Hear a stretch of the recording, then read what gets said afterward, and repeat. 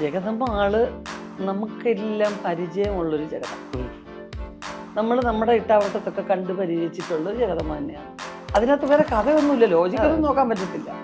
ഇവിടുന്ന് നേരെ വീശി അവിടെ നിന്ന് ഇങ്ങനെ തവളെ പോലെ വീണവൻ അടുത്ത സെക്കൻഡ് എനിക്ക് ഓടുന്നതാണ്. ഞാൻ എന്തുകൊണ്ട് അന്ന് സിനിമയെ ഇഷ്ടപ്പെടുത്തിയെന്ന് വെച്ചാൽ ഞാനിതിന് യോജിച്ചതല്ല എന്നുള്ളൊരു ഭയങ്കരമായിട്ടൊരു ഇൻഫീരിയോറിറ്റി എൻ്റെ മനസ്സിലുണ്ടായിരുന്നു. ചേച്ചി സ്കൂളിൽ പഠിക്കുന്ന കാലത്ത് എപ്പോഴും ഒരു സദസ്സുണ്ട്. 10ാം ക്ലാസ്സിൽ പഠിക്കുന്ന ചേച്ചിമാര് ഒരു കൽപ്പന വാ കൽപ്പന ഞങ്ങളുടെ കൂട്ടത്തെ വന്നിട്ട് വീട്ടിൽ വിളിച്ചോണ്ട് പോകും ചിരിക്കാനായിട്ട്. കൂടെ എന്നെ വിളിച്ചോണ്ട് പോകും. അവൾ ഈ കാലഘട്ടത്തിൽ ജീവിക്കണമായിരുന്നു എന്ന് ഞാൻ ആഗ്രഹിച്ചു, ഇപ്പോഴും ആഗ്രഹിക്കുന്നുണ്ട്. കാരണം ഇന്നത്തെ ഡയറക്ടേഴ്സ് അത്രയും ദീർഘവീക്ഷണമുള്ളവരാണ്. ഞാൻ പഴയ ഡയറക്ടേഴ്സിനെ കുറച്ച് പറയുകയല്ല, മനഃപൂർവ്വം പുതിയ ഡയറക്ടേഴ്സിനെ പ്രൈസ് ചെയ്യുകയല്ല. പക്ഷെ ഇന്നുള്ളവർക്ക് അതിനുള്ള ധൈര്യമുണ്ട്.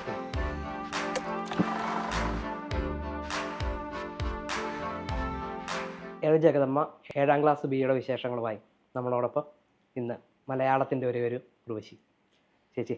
നമസ്കാരം. Welcome to screen. ചേച്ചി, നമ്മൾ ട്രെയിലർ നമ്മളെല്ലാവരും കണ്ടു. പക്ഷെ എനിക്ക് ചേച്ചിയുടെ ഒരു അഭിപ്രായം അറിഞ്ഞാൽ കൊള്ളാമെന്നുണ്ട്. അതായത് എങ്ങനെയാ ജഗദമ്മ ആളെങ്ങനെയാ? ജഗദമ്മ ആള് നമുക്കെല്ലാം പരിചയമുള്ളൊരു ജഗദമ്മ. നമ്മൾ നമ്മുടെ ഇട്ടാവട്ടത്തൊക്കെ കണ്ടു പരിചയിച്ചിട്ടുള്ള ജഗദമ്മ തന്നെയാണ്. എന്താ പറയുന്ന ഒരു ഒറ്റയ്ക്ക് വേറെ ആരും സപ്പോർട്ടില്ലാതെ ഒരു ഒറ്റയ്ക്ക് ഹാർഡ് വർക്ക് ചെയ്യുന്ന സ്ത്രീകളുണ്ടല്ലോ, അവരുടെ ഒരു റെപ്രസെൻറ്റേറ്റീവാണ് ജഗദമ്മ. അപ്പോൾ അതിനകത്ത് എല്ലാം ഉണ്ട്. അങ്ങനെ ഒറ്റയ്ക്ക് ഈ ലോകത്ത് ജീവിക്കേണ്ടി വരുന്നതെന്ന് പറയുമ്പോൾ പല രീതിയിൽ പൊരുതി നിൽക്കണ്ടേ. പക്ഷെ അതൊന്നും ഒരു ഓവർ സ്ട്രെയിനായിട്ട് ഫീൽ ചെയ്യാതെ ജീവിക്കുന്ന സ്ത്രീയാണ്. നമ്മളിപ്പം പട്ടണത്തിൽ ജോലി ചെയ്യുന്നവർക്ക് രാവിലെ ജോലിക്ക് കൃത്യസമയത്ത് പോകണം, അവർ പിന്നെ വീട്ടിലെ കാര്യങ്ങളെല്ലാം നോക്കണം, ബാങ്കിൽ പോകണം, അങ്ങനെ പോകണം, ഈ സ്വന്തമായിട്ടുള്ള കാര്യങ്ങൾക്കൊക്കെ. അപ്പോൾ അതൊരു ടെൻസ്ഡ് ആയിരിക്കും എപ്പോഴും. പക്ഷെ ഇതല്ല, വളരെ കൂളായിട്ട് ഇതൊക്കെ ഹാൻഡിൽ ചെയ്യുന്ന ഒരാളാണ്. ഇതൊക്കെ എനിക്ക് വളരെ നിസ്സാരമാണ് എന്ന് വിചാരിക്കുന്ന ഒരു സ്ത്രീയാണ്. ട്രെയിലർ കണ്ടപ്പോൾ എനിക്ക് തോന്നിയ വേറൊരു കാര്യം എന്ന് വെച്ചാൽ ചിരിപ്പിക്കുന്നതിനോടൊപ്പം കുറച്ച് ചിന്തിപ്പിക്കാനും ശ്രമിക്കുന്നില്ലേ പടം? തീർച്ചയായിട്ടും. അതുകൊണ്ടാണല്ലോ പറഞ്ഞത്, നമുക്ക് പരിചിതമല്ലാത്ത ഒന്നും അതിനകത്തില്ല. കാരണം ഹസ്ബൻഡിനെ സംബന്ധിച്ചിടത്തോളം അദ്ദേഹത്തിൻ്റെ ഒരു നാട്ടും പുറത്തൊരു പഞ്ചായത്തും കാര്യങ്ങളും അവരുമൊക്കെ ആയിട്ട് ഇടപെട്ട് നിൽക്കുന്ന ഒരാളെന്നുള്ള നിലയ്ക്ക് അദ്ദേഹം കണ്ടും പരിചയപ്പെട്ടും ഒക്കെയുള്ള കുറേ കാര്യങ്ങളും ഒക്കെയാണ് ഉൾപ്പെടുത്തിയിരിക്കുന്നത്. അപ്പം അതേ ഉള്ളൂ ആദ്യം മനസ്സിലല്ലാതെ നമുക്ക് പരിചയമില്ലാത്തൊരു ഭയങ്കര വികസിച്ച ഒരു ടൗണിനെ കുറിച്ച് ഒരു കഥ പറയണമെന്നുണ്ടെങ്കിൽ അതിനെക്കുറിച്ച് നമ്മൾ കൂടുതൽ മനസ്സിലാക്കിയിരിക്കുന്നു. അപ്പം ഏറ്റവും നമുക്ക് സൗകര്യപ്രദമായത് ഇതാണ്. അപ്പം എല്ലാ ക്യാരക്ടേഴ്സും നമുക്ക് തോന്നുന്നത് നമ്മളെവിടേക്കോ കണ്ടു മറന്നതാണല്ലോ എന്ന് തോന്നും. ഇപ്പം അതിൻ്റെ തുടക്കത്തിൽ തന്നെ നേരെ ഡയറക്റ്റായിട്ട് ട്രെയിലർ സ്റ്റാർട്ട് ചെയ്യുന്ന കോമഡി ഫേഷ്യൽ എക്സ്പ്രഷൻ വെച്ചിട്ടുള്ള ഒരു കളിയാണ്. കോമഡി വേഴ്സറ്റൈൽ ആണ് ചേച്ചി എന്നുള്ളത് ഒരു പുതിയൊരു കാര്യമൊന്നുമല്ല. പണ്ട് മുതലേ തന്നെ എല്ലാതരം കഥാപാത്രങ്ങളും ചെയ്തിട്ടുള്ള, ഇന്നും കോമഡിയിൽ ഉർവശി ചേച്ചിയാണ് പലർക്കും ഒരു ബെഞ്ച് മാർക്ക്. അതിപ്പോൾ ഇന്ത്യൻ സിനിമയിലെ ഏറ്റവും മികച്ച ഹാസ്യനിമകളിലൊന്നായിട്ടുള്ള മൈക്കിൾ മദന കാമരാജൻ മുതൽ ഇങ്ങോട്ട് കടിഞ്ഞൂർ കല്യാണം ആയിക്കോട്ടെ, യോധ ആയിക്കോട്ടെ, അരവിന്ദൻ്റെ അതിഥികൾ, അച്ചുവിൻ്റെ അമ്മ മുതൽ ഇപ്പം ജഗദമ്മ വരെ, നമുക്കിപ്പോൾ സ്ക്രീനിൽ ചേച്ചി കോമഡി ചെയ്യുന്ന കാണുമ്പോൾ ഒരു ഭയങ്കര എഫേർട്ട്ലെസ് ആയിട്ട് ഫീൽ ചെയ്യാറുണ്ട്. ആ എഫേർട്ട്ലെസ്നെസ് തന്നെയാണോ ഷോട്ട് എടുക്കുമ്പോഴും ഉർവശി ചേച്ചിക്ക് കോമഡി ചെയ്യാൻ? നാച്ചുറൽ കോമഡിയാണ് എനിക്കിഷ്ടം.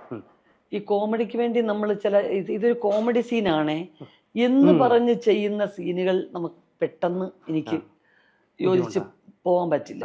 കാരണം ആ കോമഡി സീനിന് വേണ്ടി എന്താ ചെയ്യുന്നതെന്നുള്ളൊരു ആലോചന വരും. അങ്ങനെ ചെയ്യാൻ പറ്റുന്ന ഒന്നല്ല കോമഡി. ഗൗരവമുള്ള സീനെ അങ്ങനെ പറയാം, വളരെ ഇമോഷണലാണ് ഈ സീന്. അപ്പോൾ അതുകൊണ്ട് എന്ന് നമുക്ക് പറഞ്ഞാൽ കുഴപ്പമില്ല, നമുക്ക് ആ ഇമോഷനിലേക്ക് എത്താനൊക്കെ ഒരു സഹായിക്കും. പക്ഷെ ഹ്യൂമർ സീൻസ് മട്ടും വരുന്നത് തമിഴിലെ സംസാരം, അതിന് കുറച്ചൊരു നാച്ചുറൽ അറ്റ്മോസ്ഫിയറാണ്, കഥയുമായിട്ട് ചേർന്ന് നിൽക്കുന്നതാവണം. പിന്നെ ആ റോളെന്ന് പറയുന്നത് വളരെ ഒന്നുകിൽ അതിനൊരു ബേസ് വേണം വ്യക്തമായിട്ട്. ഈ റോള് ഇങ്ങനെ ഒട്ടും അനായാസമായിട്ട് ഇങ്ങനെ സംസാരിക്കുകയും ഇതും ചെയ്യുന്ന റോളാണ് എന്ന് പറഞ്ഞു. അതല്ലെന്നുണ്ടെങ്കിൽ കുറച്ച് ഈ കടിഞ്ഞൂൽ കല്യാണം പോലെ കുറച്ച് ഡ്രാമാറ്റിക്കലാവണം. ആ ക്യാരക്ടർ കുറച്ച് ഡ്രാമയും കൂടെ ഉള്ളതാണ്. കാരണം ആരോ ഇങ്ങനെ ഒരു ശില്പം ഉണ്ടാക്കിയെടുത്തൊരു പെണ്ണാണത്. അമ്മ വളർത്തി ആരും നമ്മൾ വളരെ ജാഗ്രതയോടെ നിൽക്കണം, ഭർത്താവിനെ അങ്ങ് അനുസരിച്ച് പോയാൽ ഭർത്താവ് നമ്മുടെ തലയിൽ കയറിയിരിക്കും, അങ്ങനെ ഒരു ബിൽഡപ്പ് ചെയ്ത ഒരു റോളാണ്. അപ്പം അതിൻ്റെ വ്യത്യാസമുണ്ട്. ആ റോളുകൾ കടിഞ്ഞൂൽ കല്യാണം പോലും ആ റോളുകൾക്കുള്ളതെന്ന് വെച്ച് കഴിഞ്ഞാൽ നമുക്കറിയാം ഇതാണ് നല്ല പേരാണ് അതിനകത്ത് കടിഞ്ഞൂൽ കല്യാണത്തിലെ. ആ കടിഞ്ഞൂൽ കല്യാണത്തിലെ കഥാപാത്രം ഇന്നതാണെന്ന് അറിഞ്ഞ് നമ്മൾ ഫസ്റ്റ് സീൻ മുതൽ തുടങ്ങി കഴിഞ്ഞാൽ ഈസി ആവും. പക്ഷെ അനന്ത് ഇപ്പൊ ചോദിച്ചതുപോലെ ഒരു കോമഡി സീൻ അല്ലെങ്കിൽ ഒരു കോമഡി പടം എന്നും പറഞ്ഞുള്ളത് അഭിനയിക്കുമ്പോഴാണ് കുറച്ച് നമുക്കൊരു ബുദ്ധിമുട്ട് ഫീൽ ചെയ്യുന്നത്. ഇപ്പോൾ ഒരു സാധാ സിനിമ പ്രേക്ഷക എന്നുള്ള നിലയിൽ ചേച്ചി കണ്ടിട്ടുള്ള അല്ലെങ്കിൽ ചേച്ചി അഭിനയിച്ച് തന്നെ ആവണമെന്നില്ല, സിനിമയുടെ ഏറ്റവും കോമഡി ഇന്നും ചിരിപ്പിക്കുന്ന, പണ്ട് ആദ്യം കണ്ട തവണ ഉള്ള അത്രയും തന്നെ രസിപ്പിക്കുന്ന സിനിമകളുണ്ടോ? ഇന്നത്തെ കോമഡിയിൽ ഒരുപാട് വ്യത്യാസം വന്നു അനന്ത്.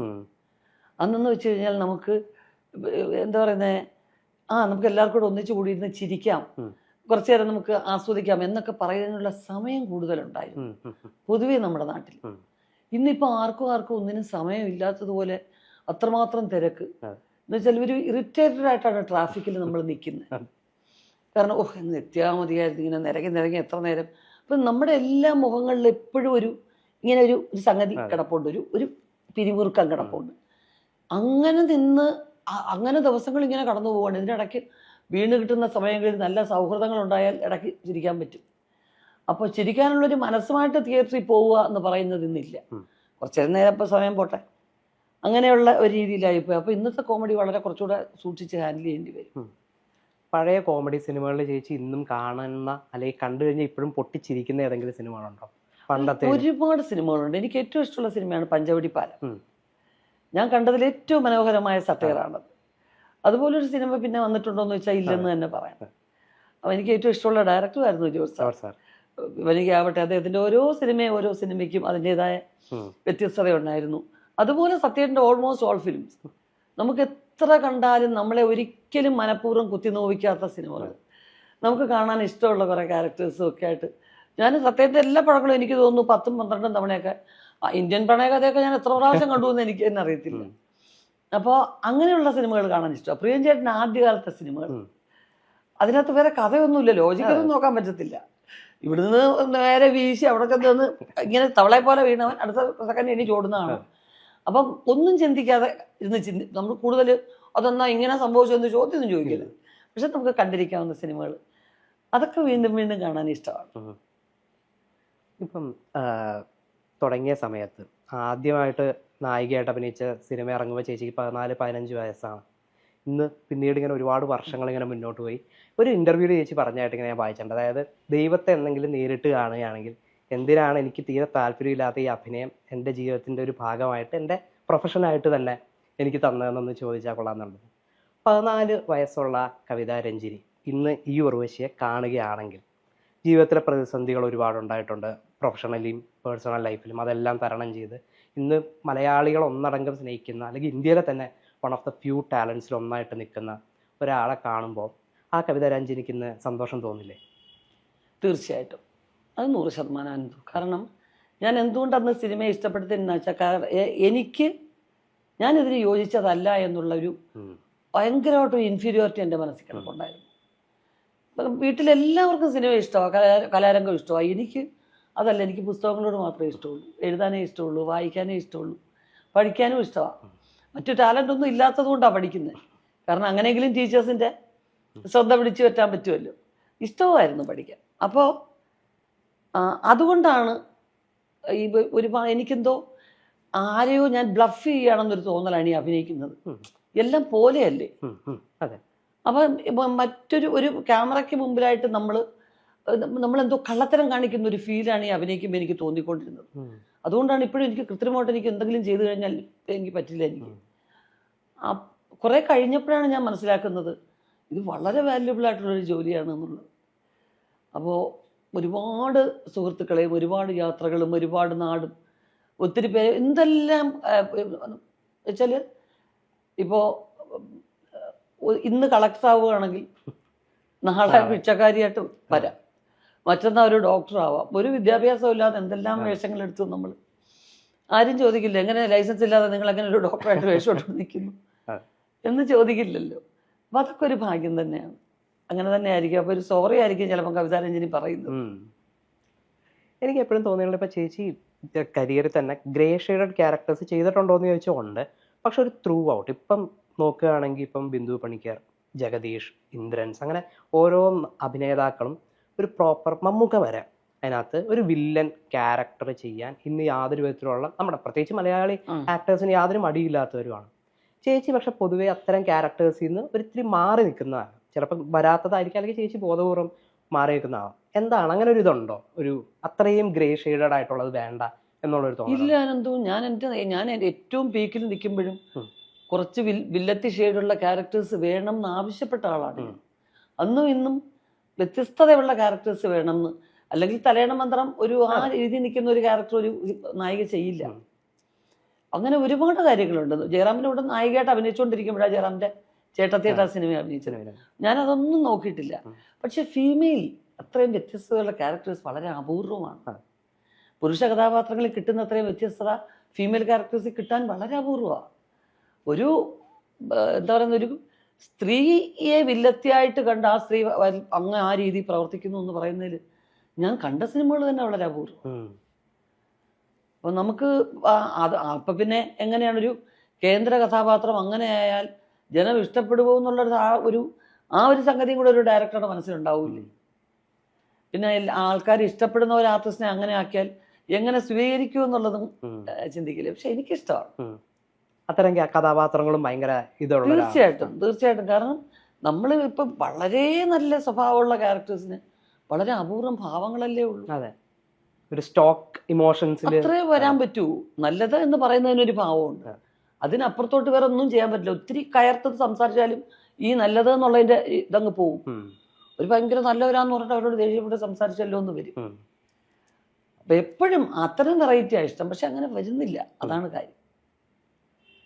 ഈ ഒരു അഭിമുഖത്തിൽ കലച്ചേച്ചി പറഞ്ഞിരുന്നത് ഹ്യൂമർ സെൻസ് നിങ്ങളുടെ കുടുംബത്തിലെ ഏറ്റവും അധികം ഉള്ളത് കൽപ്പന ചേച്ചിക്കാണ്. ഇപ്പൊ പിടക്കോഴി പോകുന്ന നൂറ്റാണ്ടിൽ നിങ്ങൾ കോമഡി ലെജൻസ് എല്ലാവരും ഉണ്ടെങ്കിലും സ്കോർ ചെയ്യുന്നത് മൊത്തം കൽപ്പന ചേച്ചിയാണ്. അതുപോലെ തന്നെ ഉർവശി ചേച്ചിയും പറഞ്ഞിട്ടുണ്ട്, കൽപ്പനയുടെ പകരക്കാരായിട്ട് വന്നവരാണ് നിങ്ങൾ രണ്ടുപേരും. ഒരു ആക്ടർ എന്നുള്ള രീതിയിലാണോ അതോ ഒരു ചേച്ചി എന്നുള്ള രീതിയിലാണോ കൽപ്പനയുടെ ഏറ്റവും അധികം ഇൻഫ്ലുവൻസ് ലൈഫിലുണ്ടായിട്ടുള്ളത്? എല്ലാ രീതിയിലും ഉണ്ടായിട്ടുണ്ട്. ആക്ടർ എന്നുള്ള രീതിയിൽ ഞങ്ങളുടെ എല്ലാവരുടെയും മാനറിസംസ് ഒക്കെ എൻ്റെ അമ്മയുടെയാണ്. വീട്ടിൽ സംസാരിച്ചാലും ഫോൺ എടുക്കുമ്പോൾ അമ്മയാണോ ഞാനാണോ മിൻചേച്ചിയാണോ എന്ന് അറിയാൻ പറ്റത്തില്ല. അപ്പൊ പിന്നെ തമിഴ്നാട്ടിൽ അവര് റെക്കഗ്നൈസ് ചെയ്യുന്നത് അമ്മയുടെയും മിൻചേച്ചിയുടെയും തമിഴിനൊരു മലയാളം ആക്സെന്റ് ഉണ്ട്. എനിക്കത് വരത്തില്ല എന്നുള്ളത് കൊണ്ട് അങ്ങനെയാ കണ്ടുപിടിക്കുന്നത്. അപ്പൊ അമ്മയുടെ ഈ മാനറിസം ഞങ്ങളുടെ എല്ലാ കാര്യങ്ങളിലും വരും. അപ്പൊ എനിക്ക് ആക്ടിങ്ങിൽ ഇൻഫ്ലുവൻസ് എന്ന് പറഞ്ഞാൽ ആരെയും ഇൻഫ്ലുവൻസ് ഇല്ല. കാരണം അങ്ങനെ ഒരു പാഷനും ആഗ്രഹവും കൊണ്ട് വന്നതല്ല ഞാൻ. പക്ഷെ ഒരു പേഴ്സണലായിട്ട് എന്നെ ഒരുപാട് ഇൻഫ്ലുവൻസ് ചെയ്തിട്ടുണ്ട്. കാരണം ആ സ്പോണ്ടേനിയസ് ആയിട്ടുള്ള ഹ്യൂമറിൻ്റെ ആ ഒരു ഒഴുക്കുണ്ടല്ലോ, ഒരു സദസ്സിനെ അങ്ങ് വളരെ രസകരമായിട്ട് കയ്യിലെടുക്കാനുള്ള കഴിവ്, അതൊക്കെ വളരെ റെയറാണ് സ്ത്രീകൾക്ക്. അത് മിൻചേച്ചി പോലെ വേറൊരാളെ ഞാൻ കണ്ടിട്ടില്ല. അതിപ്പോഴല്ല, ചേച്ചി സ്കൂളിൽ പഠിക്കുന്ന കാലത്ത് എപ്പോഴും ഒരു സദസ്സുണ്ട്. 10ാം ക്ലാസ്സിൽ പഠിക്കുന്ന ചേച്ചിമാര് കൽപ്പന വാ കൽപ്പന ഞങ്ങളുടെ കൂട്ടത്തെ വാ എന്നിട്ട് വീട്ടിൽ വിളിച്ചോണ്ട് പോകും ചിരിക്കാനായിട്ട്. കൂടെ എന്നെയും വിളിച്ചോണ്ട് പോകും. അപ്പോൾ ഞങ്ങൾക്ക് കൽപ്പന ചേച്ചിയുടെ പിന്നെ സിസ്റ്റേഴ്സ് ആണെന്നുള്ള പരിഗണന കിട്ടിയിരുന്നു. അപ്പോൾ അത്രയും പോപ്പുലർ ആയിരുന്നു. ചേച്ചി അർഹിക്കുന്ന ഒരു അംഗീകാരം സിനിമയിൽ നിന്ന് ഒരിക്കലും കിട്ടിയിട്ടില്ല. അത് എനിക്ക് തോന്നിയിട്ടുണ്ട്. അത് ഞാൻ ഭയങ്കര കൽപ്പന ഫാനാണ് സത്യം പറഞ്ഞാൽ. അതിന് വേറെ ഒരാള് ചേച്ചിയെ പോലെ ഉണ്ടെന്ന് എനിക്ക് തോന്നിയിട്ടില്ല. ഇല്ല, ആരും ഉണ്ടാവില്ല. അത് ആ കാലഘട്ടത്തിൽ, അതായത് ഇപ്പം അന്ന് ടൈപ്പ് കാസ്റ്റ് ആയിപ്പോയ പല ആക്ടേഴ്സിനെയും ഇന്നത്തെ പല യുവ സംവിധായകരും സിനിമാക്കാർ വീണ്ടും കൊണ്ടുവന്ന് അവരന്ന് ചെയ്യാതിരുന്ന കഥാപാത്രങ്ങൾ കൊടുത്ത് അവർക്കൊരു ന്യൂ ലീസ് ഓഫ് ലൈഫ് കൊടുക്കുന്നത് നമ്മളിങ്ങനെ കാണുന്നുണ്ട്. ഇപ്പം ഞാൻ ഉള്ളൊഴുക്ക് കണ്ടപ്പോഴും എനിക്കിങ്ങനെ തോന്നിയൊരു സാധനം, കൽപ്പന ചേച്ചി ഇന്നുണ്ടായിരുന്നെങ്കിൽ ചിലപ്പോൾ അതുപോലൊരു ക്യാരക്ടർ കൽപ്പന ചേച്ചിക്കും കിട്ടുമായിരുന്നില്ലേ? തീർച്ചയായിട്ടും. അവൾ ഈ കാലഘട്ടത്തിൽ ജീവിക്കണമായിരുന്നു എന്ന് ഞാൻ ആഗ്രഹിച്ചു, ഇപ്പോഴും ആഗ്രഹിക്കുന്നുണ്ട്. കാരണം ഇന്നത്തെ ഡയറക്ടേഴ്സ് അത്രയും ദീർഘവീക്ഷണമുള്ളവരാണ്. ഞാൻ പഴയ ഡയറക്ടേഴ്സിനെ കുറച്ച് പറയുകയല്ല, മനഃപൂർവ്വം പുതിയ ഡയറക്ടേഴ്സിനെ പ്രൈസ് ചെയ്യുകയല്ല. പക്ഷേ ഇന്നുള്ളവർക്ക് അതിനുള്ള ധൈര്യമുണ്ട്. ഒരു ആർട്ടിസ്റ്റിനെ വെച്ച് അല്ലെങ്കിൽ ഇന്ദ്രൻസ് ഒന്നും ഒരിക്കലും അദ്ദേഹത്തിൻ്റെ ഉള്ളിലുള്ള ഈ കല പുറത്തു വരില്ല. ഇത്രയും നല്ല വളരെ എന്താ പറയുന്നത്, കോസ്റ്റ്യൂമിനെ കുറിച്ചൊക്കെ അത്രയും നല്ല വിവരമുള്ള ആളാണ്. ഭയങ്കര ക്ലാസിക്കായിട്ടുള്ള ചിന്താഗതിയുള്ള ആളാണ്. നല്ലോണം പുസ്തകം വായിക്കുന്ന ആളാണ്. അതൊക്കെ എന്ന് പറയുന്ന ആൾക്ക് പ്രകടിപ്പിക്കാൻ പറ്റുന്ന ഒരു പ്ലാറ്റ്ഫോം കൊടുത്തത് ഈ ഡയറക്ടേഴ്സാണ്. അപ്പോൾ തീർച്ചയായിട്ടും അതല്ലേ ലാസ്റ്റ് മിൻചേച്ചി ചെയ്ത ചാർലിയും ഒക്കെ അതിൻ്റെ ഒരു ഉദാഹരണമാണ്. തീർച്ചയായും ഒരുപാട് നല്ല വേഷങ്ങൾ ചെയ്യാൻ പറ്റുമായിരുന്നു. ചിലപ്പോൾ ഉള്ളൊഴുക്ക് തന്നെ മിൻചേച്ചിക്ക് മനോഹരമായിട്ട് ചെയ്യാൻ പറ്റുമായിരുന്നു. ഇപ്പം അത് തന്നെ പറയുമ്പം കാലക്രമേണ അഭിനയത്തിലും ഒരുപാട് മാറ്റങ്ങൾ സംഭവിച്ചിട്ടുണ്ടല്ലേ ചേച്ചി? അതായത് ഒരു കാലഘട്ടത്തിൽ ഭയങ്കര ലൗഡായിട്ടുള്ള ഭയങ്കര എക്സ്പ്രസീവ് ആയിട്ടുള്ള ഇത് മാറി കുറച്ചും കൂടി ഇന്നിപ്പം വളരെ സട്ടിലായിട്ട് എത്രത്തോളം സട്ടിലാക്കാൻ പറ്റുമോ അത്രയും ഉള്ളൊഴുക്ക് തന്നെ നോക്കുകയാണെങ്കിൽ ഒരുപാട് ഇന്റേണലൈസ് ചെയ്യുന്ന ഒരു ക്യാരക്ടർ കൂടെയാണ്. ആ കഥാപാത്രത്തിന്റെ സർഫസ് ലെവലിലുള്ളതിനേക്കാൾ കൂടുതൽ ഉള്ളൊഴുക്ക് അയാളുടെ ഉള്ളിൽ കിടക്കുന്നുണ്ടെന്ന് നമുക്ക് ഫീൽ ചെയ്യും. ചേച്ചി എങ്ങനെയാ ഒരു ഡയറക്ടർ നമ്മൾ വന്ന് അപ്രോച്ച് ചെയ്ത് ഒരു പ്രോജക്റ്റുമായിട്ട് ഇത് ചെയ്ത് കഴിഞ്ഞാൽ അയാൾക്ക് എന്ത് വേണം അല്ലെങ്കിൽ ആ സിനിമയ്ക്ക് എന്ത് വേണം എന്നുള്ളതിൽ മാത്രം ഫോക്കസ് ചെയ്യുന്നതാണോ അതോ പലതരം അഭിനയങ്ങളും കൂടെ ഒന്ന് ട്രൈ ചെയ്യണം ആ രീതിയിൽ അത്രയും കൂടെ ഡെപ്തിലേക്ക് ഇറങ്ങുന്ന ഒരു ആർട്ടിസ്റ്റാണോ? അല്ല, നമുക്കിപ്പം ഈ കൊമേഴ്ഷ്യൽ സിനിമയെ സംബന്ധിച്ചിടത്തോളം അതിൻ്റെ ഒരു പോക്കുണ്ട്. അതിനകത്ത് നിന്നുകൊണ്ട് ചെയ്യുക എന്ന് പറയുന്നത് ഒരു സത്യസന്ധമായ ഒരു അവസ്ഥയാണ്. നമ്മൾ ഇപ്പം മെയിൻ സ്ട്രീമിലേക്ക് വരേണ്ട ഒരു സിനിമയായിട്ടല്ല ഞങ്ങൾ ചെയ്യുന്നതെന്ന് പ്ലാൻ ചെയ്ത് ചെയ്യുന്ന ചില സിനിമയുണ്ട്. ഞങ്ങൾ കുറച്ച് ആ രീതിയിൽ തന്നെ ആ ഒരു ചാനലിൽ കൂടാണ് ഞങ്ങൾ പോകുന്നത് എന്ന് പറയുന്ന സിനിമകളുണ്ട്. അതിൻ്റെ സംവിധായകർ വ്യക്തമായ കാഴ്ചപ്പാടോടി ഞാൻ ഇങ്ങനെയാണ് ഇതിനെ ട്രീറ്റ് ചെയ്യുന്നത്, എൻ്റെ കഥാപാത്രവും എൻ്റെ പ്രകൃതിയും ഒക്കെ ഇങ്ങനെ ഇരിക്കണം എന്ന് ചിന്തിച്ച് ചെയ്യുന്ന പടങ്ങളുണ്ട്. അത് ഡിഫറെൻ്റാണ്. പക്ഷെ അല്ലാത്ത സിനിമകളെന്ന് പറയുമ്പോൾ ഓരോ ഡയറക്ടർക്കും ഓരോ തരത്തിലുള്ള ടേസ്റ്റാണ്. ഇപ്പം പഴയ സംവിധായകരെ സംബന്ധിച്ചിടത്തോളം പറയുകയാണെങ്കിൽ ഒരു ആർട്ടിസ്റ്റ് എന്ന് പറയുന്നത് ഒരു പച്ച മാവ് പോലെ കുഴച്ച മാവ് പോലെ ആയിരിക്കണം. അതുകൊണ്ട് എന്ത് പലഹാരം ഉണ്ടാക്കണമെന്ന് തീരുമാനിക്കുന്നത് എഴുത്തുകാരനും ഡയറക്ടറുമാണ്. ആ ക്യാരക്ടറിനെ രൂപപ്പെടുത്തിയ ആൾക്കാരാണ്. അപ്പോൾ അത് നിങ്ങൾ ഇങ്ങനെ ആയിരിക്കണം എന്നുള്ള കാഴ്ചപ്പാടുള്ളവരായിരുന്നു. ഇന്നിപ്പോൾ കുറച്ചുകൂടെ എല്ലാവരുടെയും ബിഹേവിയറിൽ മാറ്റം വന്നു. കുറച്ചുകൂടെ ലാഘവത്തോടുകൂടിയാണ് പെരുമാറുന്നതും നമ്മുടെ ബോഡി ലാംഗ്വേജിന് മാറ്റം വന്നു. നമ്മളൊരാളെ നമസ്കാരം പറയുന്നതിൽ പോലും വളരെ എന്താ പറയുന്നത് അങ്ങനെയൊക്കെ ആയി. അതൊന്നും ഞാൻ വന്ന സമയത്ത് ഉണ്ടായിരുന്നില്ല. വളരെ അടുത്ത സുഹൃത്തുക്കൾ മാത്രമേ അങ്ങനെ പറയുമായിരുന്നുള്ളൂ. അല്ലെങ്കിൽ തീർച്ചയായിട്ടും കുറച്ച് പ്രായമുള്ളവരെ തല കുനിഞ്ഞ് തന്നെ വന്നിക്കേണ്ടിയിരുന്നു. അങ്ങനെ എല്ലാത്തിനും മാറ്റം ഉണ്ടായി. അപ്പോൾ നാച്ചുറലി സ്റ്റൈൽ ഓഫ് ആക്ടിങ് മാറിയേ പറ്റൂ, കുറേയൊക്കെ മാറിയേ പറ്റൂ. പിന്നെ ഇന്ന് നിൽക്കുന്ന നമ്മൾ തിരഞ്ഞെടുക്കുന്ന കഥകളും അങ്ങനെയല്ലേ. നമ്മൾ ഒരു സ്ട്രെയിൻ ഫീൽ ചെയ്ത് അപ്പം ആ ഡയറക്ടർക്കും ആ സ്ക്രിപ്റ്റും ആവശ്യപ്പെടുന്നത് ചെയ്താൽ മതി. അതിനപ്പുറത്തോട്ട് നമ്മൾ കൂടുതൽ ഒരു ശ്രമങ്ങൾ നടത്തേണ്ട കാര്യമില്ല. അതിനകത്ത് തന്നെ ഒരു ആക്ടർ എന്നുള്ള രീതിയിൽ ഇന്നത്തെ കാലത്താണോ കുറച്ചും കൂടി ഒരു ആക്ടർക്ക് പണ്ടിപ്പം ചേച്ചി പറഞ്ഞ പോലെ തന്നെ ഒരു കാര്യം പറയുന്നു, ഓക്കെ ഇതാണ് സീൻ, ഇന്നതാണ് ചെയ്യേണ്ടത് എന്ന് പറയുന്നു, നമ്മൾ ചെയ്യുന്നു പോകുന്നു. അന്ന് ഇൻഫ്ലുവൻസ് അത്രയും കൂടുതലായിരുന്നു. ഒരു ആക്ടർ തന്നെ ഒരുപാട് സിനിമകളും ചെയ്യുന്ന ഇതായിരുന്നു, ഒരു കാലഘട്ടമായിരുന്നു. അപ്പം എത്രത്തോളം ഒന്നിൽ നമുക്ക് ഫോക്കസ് ചെയ്യാൻ പറ്റും അത്രയും പ്രസൻസ് ഓഫ് മൈൻഡും എല്ലാം ബുദ്ധിമുട്ടായിരുന്നു. ഇന്ന് പക്ഷേ ഇപ്പം ചേച്ചി തന്നെ അത്രയും അധികം സിനിമകൾ ചെയ്യുന്നില്ല, ആവശ്യമുള്ളത് മാത്രം. പുള്ളൊഴുക്ക് കഴിഞ്ഞിട്ട് ഇപ്പം ജഗദമ്മയാണ് ഇപ്പം വരുന്നത് തന്നെ. അപ്പോൾ ഒരു ആക്ടർ എന്നുള്ള രീതിയിലും നമുക്ക് ഗ്രോ ചെയ്യാനായിട്ട് ഇന്നുള്ളൊരു സ്പേസ് കൂടുതലല്ലേ? തീർച്ചയായിട്ടും. ഇന്ന് അതായത് പ്രീ പ്രൊഡക്ഷൻ വർക്ക് ഇന്നുള്ളതുപോലെ അന്നില്ല. അന്ന് പോസ്റ്റ് പ്രൊഡക്ഷൻ ഈസ് ഓക്കെ, പക്ഷെ പ്രീ പ്രൊഡക്ഷൻ എന്ന് പറയുന്നത് ഒരു സ്ക്രിപ്റ്റ് പൂർത്തിയാക്കി അതിന് വേണ്ട ആൾക്കാരെ നേരത്തെ തന്നെ തീരുമാനിച്ച് ഇത്ര ദിവസം ഇങ്ങനെയുള്ള സമ്പ്രദായങ്ങളൊക്കെ അന്ന് വളരെ അപൂർവം ഡയറക്ടേഴ്സിനെ ഉണ്ടായിരുന്നുള്ളൂ. അല്ലാതെ എന്ന് പറയുന്നത് പെട്ടെന്ന് ആ ഒരു ഭാഗത്ത് സ്ക്രിപ്റ്റ് നടന്നുകൊണ്ടിരിക്കും. ചിലപ്പോൾ നമ്മളോട് പറയുന്നതായിരിക്കത്തില്ല സ്പോട്ടിൽ ചെല്ലുമ്പോൾ നമ്മൾ വർക്ക് ചെയ്യുന്നത്. അയ്യോ അങ്ങനെയല്ല എന്നാ കഥ പറഞ്ഞെന്ന് വെച്ചാൽ ഇല്ല, പിന്നെ ഞങ്ങൾ നോക്കിയോ കുറച്ച് മാറ്റേണ്ടി വന്നു എന്ന് പറയും. അങ്ങനെ എത്രയോ സിനിമകളിൽ പലപ്പോഴും നമ്മളോട് ഭയങ്കര ബൂസ്റ്റപ്പ് ചെയ്ത് പറഞ്ഞ റോളുകൾ ചെന്ന് കഴിയുമ്പോൾ അങ്ങനെ ഒരു റോളേ അല്ലാന്ന് തോന്നിയിട്ടുണ്ട്. അപ്പോൾ അങ്ങനെയുള്ള തയ്യാറെടുപ്പുകൾ കുറവായിരുന്നു. പിന്നെ അത്രയും ദിവസങ്ങളേ ഉള്ളൂ ഷൂട്ടിംഗ്, അതുകൊണ്ട് വേഗം തീർക്കണം, ബഡ്ജറ്റും അത്രയേ ഉള്ളൂ. എല്ലാം പൊതുവേ മാറി. പക്ഷെ ഇന്ന് കുറെ കൂടെ ചിട്ടയാണ്. ഷൂട്ടിങ്ങിൻ്റെ കാര്യമാകട്ടെ, പിന്നെ സ്പോട്ടിലുള്ള കാര്യങ്ങളാവട്ടെ, എല്ലാത്തിനും. പിന്നെ എല്ലാ സംഘടനകളും സ്ട്രോങ് ആയി. ഇത്ര മണി മുതൽ ഇത്ര മണി വരെ എന്നുള്ള ഒരു കൃത്യമായ സമയം വന്നു. അങ്ങനെ എല്ലാം കൊണ്ടും കുറെ കൂടെ ചിട്ട ഇന്ന് തന്നെയാണ്. അവസാനമായിട്ട് 40 കൊല്ലങ്ങൾ ഇങ്ങനെ കടന്നുപോയി. ഇന്നും ചേച്ചി ഇപ്പം ഞാനിങ്ങനെ ഫ്രണ്ടിലിരിക്കുമ്പോഴും എനിക്ക് തോന്നുന്നത് വെച്ചാൽ ഇത്രയും ഊർജ്ജസ്വലയായിട്ട് ഇത്രയും എനർജറ്റിക് ആയിട്ട് അടുത്ത സിനിമ ഇതാ ഇപ്പോൾ വീട്ടുകാരുമായിട്ട് ഇങ്ങനെ ഇൻറ്ററാക്ട് ചെയ്ത് ഇങ്ങനെ നിൽക്കുന്നു. ലൈക്ക് ഒരു ഡൾ മൊമെന്റ് പോലും നമുക്ക് തോന്നുന്നില്ല. ഓഫ് കോഴ്സ് പേഴ്സണൽ ലൈഫിൽ അപ്സ് ആൻഡ് ഡൗൺസ് ഒക്കെ ഡെഫിനറ്റ്ലി ഒരു മനുഷ്യനുണ്ടാകും. എങ്ങനെയാണ് ചേച്ചി ഇപ്പോഴും ചേച്ചിയെ തന്നെ ഇങ്ങനെ പുഷ് ചെയ്തുകൊണ്ടിരിക്കുന്നത്? ഞാൻ എൻ്റെ സ്വഭാവം ഒരു കണ്ണാടി പോലെയാണോ എന്ന് എനിക്ക് ചിലപ്പോൾ തോന്നും. എൻ്റെ ചുറ്റിനും നിൽക്കുന്നവരുടെ എനർജിയാണ് ഞാൻ ക്യാച്ച് ചെയ്യുന്നത്. വളരെ ഡള്ളായിട്ടുള്ളൊരു അന്തരീക്ഷത്തിൽ പോയി കഴിഞ്ഞാൽ ഞാൻ പഴയ ആ ഒരു ഇൻട്രോവേർട്ട് ആവും. അപ്പോൾ എനിക്ക് ഓപ്പോസിറ്റ് നിൽക്കുന്ന എല്ലാവരും എന്നെ അങ്ങനെയാണ് റിസീവ് ചെയ്യുന്നത്. എൻ്റെ ഫേസ്റ്റ് ഫിലിം മുതൽ അത് എൻ്റെ 13 വയസ്സ് ഇപ്പം 14 വയസ്സ് ആയിട്ടില്ല ഞാൻ നായികയായിട്ട് ഇൻട്രൊഡ്യൂസ് ആവുമ്പോൾ. അപ്പോൾ എല്ലാം ഞാൻ നേരത്തെ ആയിരുന്നു. 14 വയസ്സിൽ തന്നെ സാരികൾ ഉടുത്തു. അപ്പം എനിക്ക് പ്രണയം എന്തെന്ന് പോലും അറിഞ്ഞുകൂടാത്ത സമയത്ത് ഞാൻ പ്രണയിച്ചു. പ്രസവം എന്ന് വെച്ചാൽ എന്തെന്നേ അറിയില്ല, ഞാൻ പ്രസവിച്ചു. അപ്പോൾ എല്ലാം വളരെ നേരത്തെ ആയിരുന്നു എനിക്ക്. അപ്പോൾ ഇപ്പം എന്താ അറിയൂ, ഞാൻ നേരത്തെ കാര്യങ്ങളെല്ലാം ഏർപ്പാട് ചെയ്ത് വെച്ചോണ്ട് ഞാൻ റിലാക്സ്ഡ് ആണ് ഇപ്പോൾ. അപ്പോൾ എന്നെ റിസീവ് ചെയ്യുന്ന എല്ലാ ആൾക്കാരും 14 വയസ്സിൽ എന്നെ 25-കാരിയായിട്ട് കണ്ടു, ഇപ്പൊ എന്നെ 18-കാരിയായിട്ട് കാണുന്നു. മനസ്സിലായില്ലേ? അപ്പൊ എന്തൊക്കെയോ ഒരു അത്ഭുതങ്ങളുണ്ട് എൻ്റെ ജീവിതത്തിൽ നിന്ന് എനിക്ക് തോന്നും. അപ്പൊ എനിക്ക് ഒരു ജനറേഷൻ ഗ്യാപ്പ് ഫീൽ ചെയ്തിട്ടില്ല. പലരും പറയും ഇന്നത്തെ തലമുറ പുതിയ കുട്ടികൾ എന്ന് പറയുമ്പോൾ ഞാനിവിടെ നിൽക്കുമ്പോഴല്ലേ അവരും വന്നത്, പിന്നെ എന്താ അവര് പുതിയ കുട്ടികളാവും എന്നാ എനിക്ക് തോന്നുന്നത്. ഞാൻ കുറെ കാര്യങ്ങൾ അവരുമായിട്ട് പഠിച്ചുകൊണ്ടിരിക്കുക. അപ്പൊ എനിക്ക് അവരിലേക്ക് പോകാൻ വലിയ ബുദ്ധിമുട്ടില്ല, അവർക്ക് എന്നിലോട്ട് വരാൻ കുറച്ച് ബുദ്ധിമുട്ടുണ്ടാവും. അത് തന്നെയാണ് നിങ്ങളുടെ എനർജിയാണ് എൻ്റെ എനർജി. ഓക്കെ ചേച്ചി, അപ്പം ഇനിയും ഒരു 40 കൊല്ലം അല്ലെങ്കിൽ അതിൽ കൂടുതൽ തന്നെ ഉർവശി ചേച്ചി ഇവിടെ ഉണ്ടാവണം നമുക്ക് എല്ലാവർക്കും വേണ്ടിയിട്ട്. അപ്പോൾ ഓൾ ദി ബെസ്റ്റ് ചേച്ചി. Thank you.